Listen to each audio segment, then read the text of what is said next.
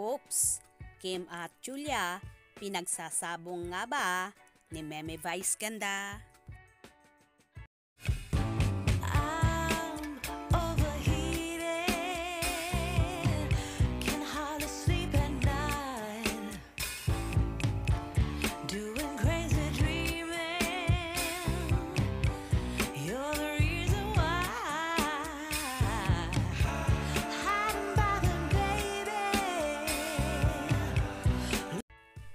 Viral ang pinakabagong episode ng It's Showtime na pinulutan na naman ni Vice Ganda ang kanyang co-host na si Kim Chiu. Kaso, sa patutsada niya, wala ang Chinita Princess para ipagtanggol ang sarili niya. Sa segment kasi na Especially For You, inurot ni Vice si Kim nang malamang ang isa sa participants ay may pangalang Julia, samantalang ang searcher o naghahanap ng bagong kadate ay Gerald, ang name song. Humirit si Vice ng, "Grabe pangalan mo, Julia."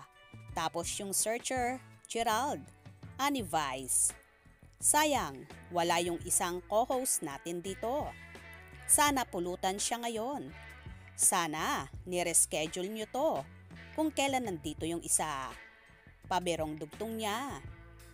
Dahil sa pangyayaring ito, naging tampulan na naman ng tukso si Meme Vice Ganda.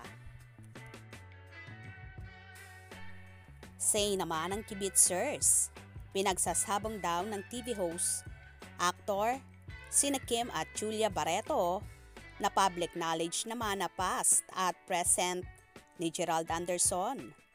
May nag-opinyon namang naunsya miraw ang unkabogable star sa tapatan umano ng mga jowa ni Gerald. May nag-react namang nagmamaldita na gumigimik daw umano si Vice Ganda para bumenta at pag-usapan ang kanilang dating segment. Ayon pa sa mga nagmamahadera, si Vice raw ang tumatayong business unit head ng palabas kaya alam niya ang galawan ng kabuuan ng noontime show. Well, hindi naman siguro pinagsasabong ni Vice Ganda sina Kim at Julia. For sure, for fun lang naman siguro yon. Kung sakaling present nga si Kimi that time. Dahil alam naman nating lahat na magiging game sa ganitong biruan si Kim at alam na alam nila na sasakyan sila ng dalaga. Kaya nga si Kim ang isa sa nakapagpapasaya at nakakapagbigay ligaya sa madlang people at sa mga tao sa studio. Huwag nang lagyan ng issue pa ang sinabing yon ni Meme Vice Ganda.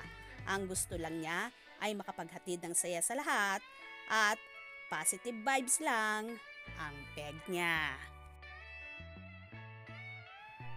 Kaya naman tumutok at wag na wag pahuhuli sa mga maiinit na kaganapan.